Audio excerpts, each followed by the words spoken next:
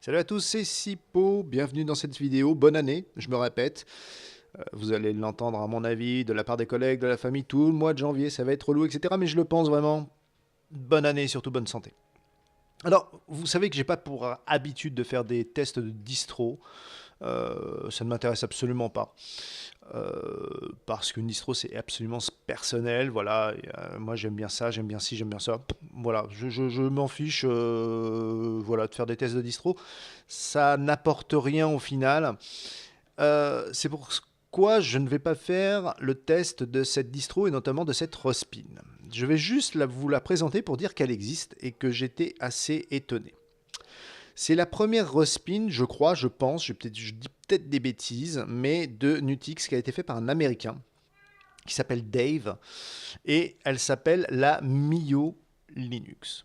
Alors, c'est une Rospin qui est très intelligente, j'allais dire, parce qu'elle part sur donc Nutix et elle intègre un gestionnaire de fenêtres qui est OpenBox. Et donc l'intelligence du concepteur, c'est de dire, voilà, c'est une OpenBox, donc elle est personnalisable et elle doit s'adapter à l'utilisateur final. C'est pourquoi dans cette OpenBox, il n'a pas mis de choses et d'autres préinstallées.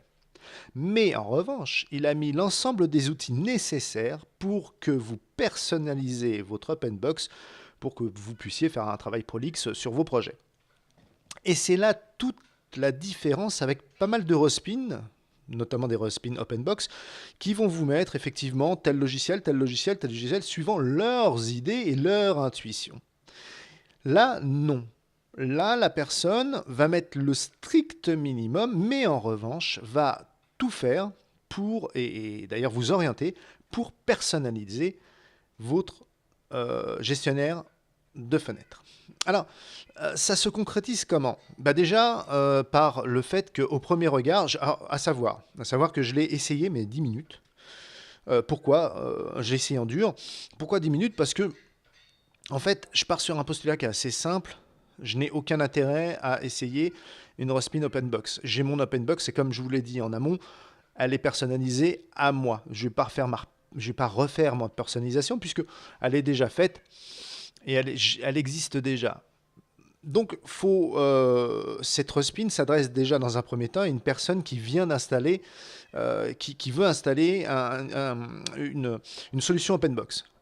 Ok, et qui veut ensuite, dans une deuxième démarche, la personnaliser. Moi, c'est déjà fait, donc j'ai pas trop d'intérêt.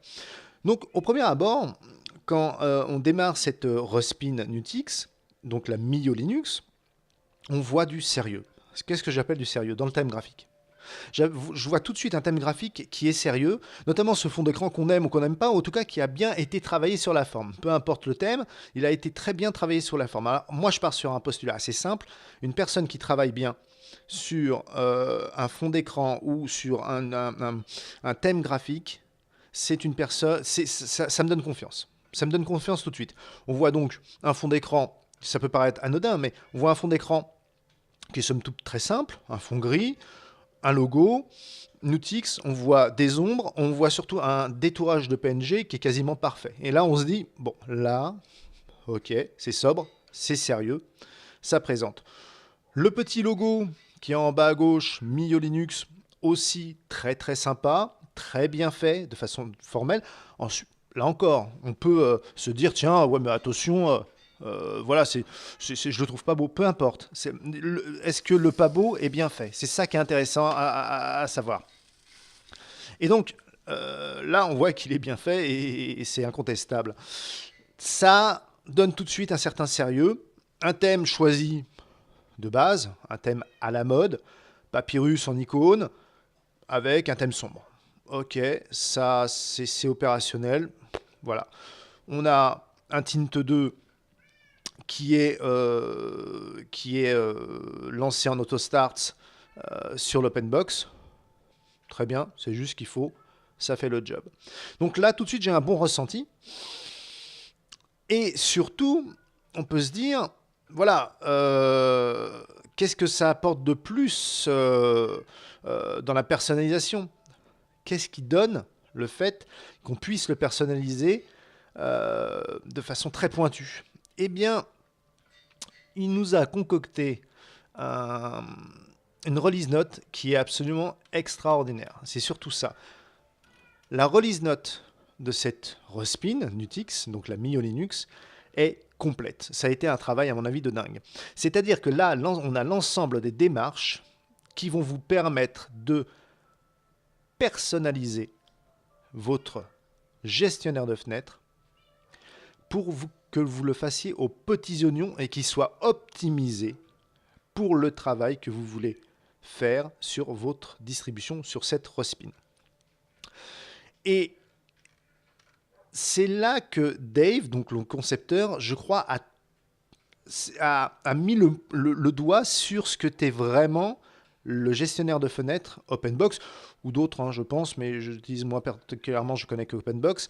C'est-à-dire, l'idée, c'est de ne pas faire une distribution Respin d'OpenBox avec plein de trucs qu'on aurait mis parce qu'on croit que ça va servir à l'utilisateur final. Non, pas du tout. Puisque OpenBox est un gestionnaire de fenêtres qui demande à être utilisé par l'utilisateur final, alors la Respin OpenBox doit être très sobre, sans logiciel, mais par contre, et oui, en revanche, il doit y avoir une release note qui doit permettre à l'utilisateur final de faire son système aux petits oignons. Il a pointé la philosophie même d'un gestionnaire de fenêtres de type OpenBox, c'est-à-dire l'adaptation par l'utilisateur final d'une optimisation de l'OS pour être prolixe sur ses projets. Et c'est ça qui est intéressant. C'est ça qui est intéressant et c'est ça que peu de Respin font. Et par choix, peu importe, hein, je ne sais pas une critique fondamentale que je suis en train de faire, mais je pense que c'est quelque chose qui est extrêmement important, ce genre de démarche, c'est-à-dire de cibler la philosophie d'une Respin, à quoi elle sert, à quoi elle va servir. Donc, voilà, franchement, je ne ferai pas de test. Non, je ne ferai pas de test, ça se trouve, je parle, là, c'est rien, c'est complètement nul. Ce qui m'étonnerait, je l'ai testé, je vous dis, pas plus de 10 minutes, je ne ferai pas de test de ces Respin, je ne teste pas les distributions Linux, ça ne m'intéresse pas, il y en a d'autres qui le font très bien. Pour moi, un Linux, c'est un Linux, et chacun le sien, donc partant sur ce postulat, eh bien, je ne ferai pas, et je continuerai, je ne ferai jamais, quoi. Mais, je mets quand même en avant, bien évidemment, eh bien, un OS qui me tient à cœur, puisque c'est celle que j'utilise depuis maintenant, on peut dire, quelques années, puisque ça va faire près de 2 ans. C'est celle pour laquelle j'ai contribué un petit peu. Et c'est aussi, à mon avis, c'est surtout ça, c'est la fierté de la part, je pense, je parle en leur nom, de la Nutix Team, de voir qu'effectivement, outre-Atlantique, sur le continent américain, eh ben, il y a des personnes qui s'intéressent à cette petite distribution qui a près de 12 ans, qui continue à être développée et à évoluer, puisque là actuellement Manutix est sur système D, eh ben, qui continue, il y a de l'activité, il y a de la motivation à encore faire des choses et apporter des choses sur cette distribution que j'affectionne particulièrement. Et là, on voit qu'un Américain a fait ça, voilà, au bout du monde pour nous, hein, et a fait un boulot absolument génial, et surtout a tout compris de la philosophie d'une Respin sous gestionnaire de fenêtres OpenBox. C'est tout. C'est tout, c'était juste cette présentation-là. Bah ouais, pas plus que ça. Allez, je vous laisse. Portez-vous bien, surtout c'est le principal. Et encore une fois, bonne année 2019, bonne santé, et que toutes les choses dont vous rêvez soient concrétisées. Ciao.